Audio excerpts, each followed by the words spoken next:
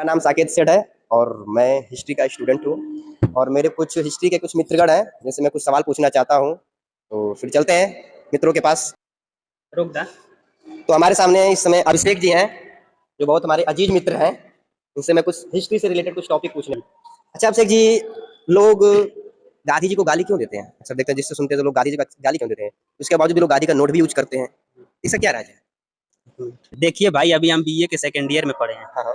तो गांधी जी के बारे में हम क्या ही बता सकते हैं। इतना महान आदमी, अपने सदी का इतना महान आदमी, उसके बारे में हम क्या बताएं। गांधी की हैसियत को लोग आज नजरअंदाज करते हैं, हाँ हाँ। मगर गांधी की हैसियत को लोग अगर पढ़ लें तो कसम से बता रहे हैं कि गांधी के भक्त बन जाएंगे। क्या बात है। ठीक। गांधी अपने जमाने का गुजरात के, उनके पिता करमचंद गांधी गुजरात के राजकोट के दीवान थे। दीवान का मतलब आप समझ रहे हैं कि पूरे राजस्व व्यवस्था को अपने कंट्रोल में रखने वाले वो थे। अच्छा अच्छा। उनके लड़के गांधी जी थे, इकलौते लड़के थे।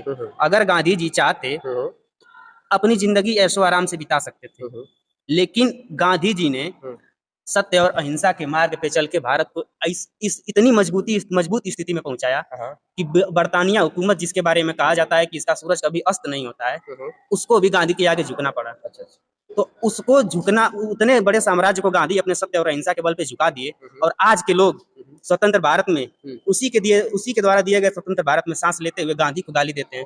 तो भाई साहब, इसमें तो मैं भी बहुत शर्मिंदा हूँ। इतने महापुरुष को, इतने बड़े महापुरुष को लोग गाली देते हैं। अच्छा अभिषेक जी, लोग बोलते हैं कि जो हिंदुस्तान का बंटवारा हुआ तो उसमें गांधी जी का रोल अदा करते हैं कि गांधी जी की इसमें गलती थी, ऐसा कुछ है क्या? अरे यार, हिंदुस्तान का बंटवारा हुआ, उसमें गांधी जी का कोई रोल नहीं था। गांधी जी का वो तो गांधी जी आजाद करवा रहे थे भारत को अंग्रेजों से, तो हिंदुस्तान का बंटवारा कैसे कर लेंगे? आप सोच कर देखिए, जब भारत आजाद हो रहा था 15 अगस्त 1947 में, तो उसी समय पूरे देश में हिंदू मुस्लिम दंगा भड़का हुआ था। तो वो व्यक्ति आजादी का जश्न न मना करके नोआखली में जाकर हिंदू मुस्लिम दंगे को शांत करवा रहा था। उतने नेक व्यक्ति को हम कैसे, कहने का मतलब उसको बंटवारे का जिम्मेदार ठहरा दें?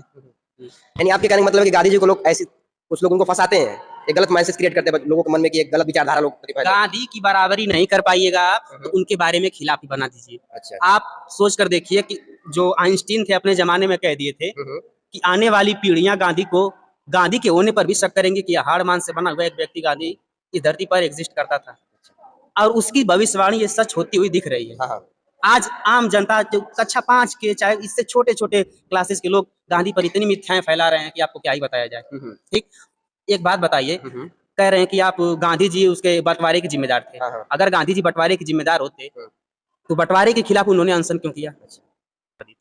यानी आपके कहने का मतलब है कि किसी व्यक्ति पे उंगली उठाने पर उसके बारे में बारीक तरीके से अध्ययन कर लेनी चाहिए। बिल्कुल अध्ययन कर देनी चाहिए यार। आप सोच करके देखिए, जिस समय भारत की पूरी जनता गरीबी से जूझ रही थी, खाने को रोटी नहीं थी, 1920 में असहयोग आंदोलन चला के गांधी जी ने सभी लोगों को इस तरह से मजबूत कर दिया कि वो अंग्रेजों के खिलाफ आंदोलन करने के लिए वो तैयार हो गए गांधी के कहने पे। उस उतने बड़े साम्राज्य, उतने बड़े चरित्रवान व्यक्ति को अगर हम इस नजरिए से देखें कि वो बंटवारे के जिम्मेदार थे, वो हिंदू मुस्लिम को फूट डालना चाहते थे, तो किस हद तक हम न्याय कर रहे हैं गांधी के प्रति? चलिए चलिए अभिषेक जी, आपसे जानकर बहुत बहुत अच्छा लगा मेरे को। अब मैं चलते हैं दूसरे मित्र के